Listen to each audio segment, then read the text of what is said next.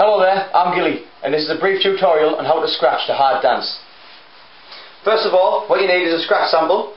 The sample that I'm using is it's called the Fresh Scratch, and it's available to download on my website. My website is www.gillydj.com.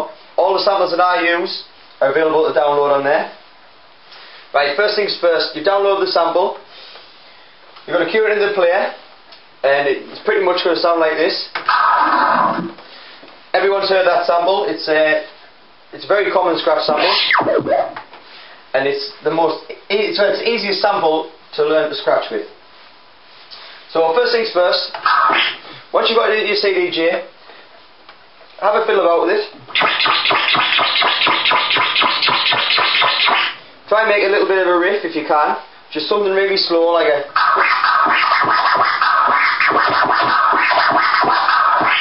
Or something try a bit faster.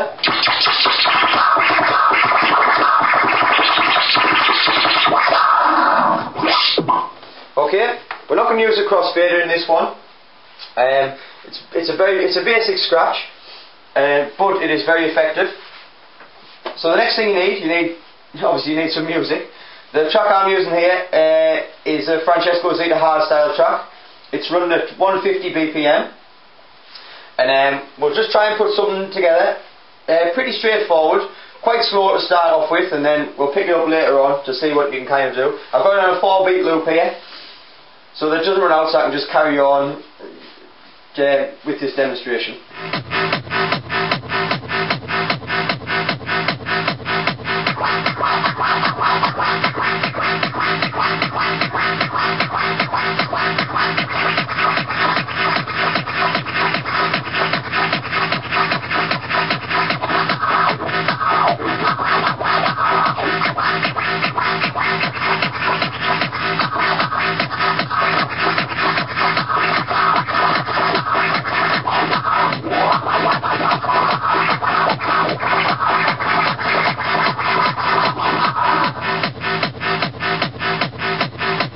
So that was a pretty straightforward scratch.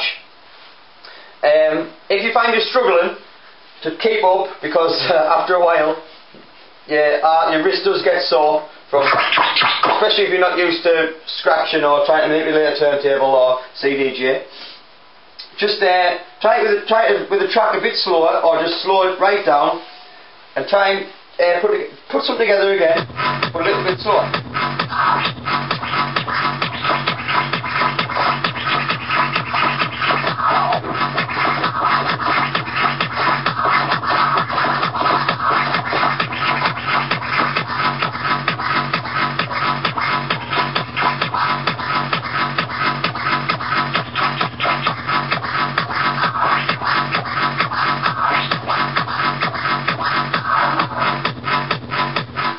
That was something a little bit slower. So hopefully, if you keep on practicing, just something similar to that, and eventually you'll have mastered a very straightforward scratch, which can be used very effectively. I'll show you just a quick routine. I'll let this loop go, and I'll show you very briefly what you can do with this scratch. What I find is that when you download scratch samples, you've got to be very careful with your levels so that the actual sample doesn't overrun the track, so to speak, because, for instance, if you're recording and you feel as if you've got the sample too loud, you can hear pretty much every defect if you're slightly out of time or anything like that. So if you just have it a bit lower, I mean, I've got the levels set about right there, but have it a bit lower and let the track do most of the work, and you're just adding the effect behind the track, not so much over the top of it. Right, so I'll put this back up to about 150 BPM, and I'll let the loop go, and I'll see if I can put something together.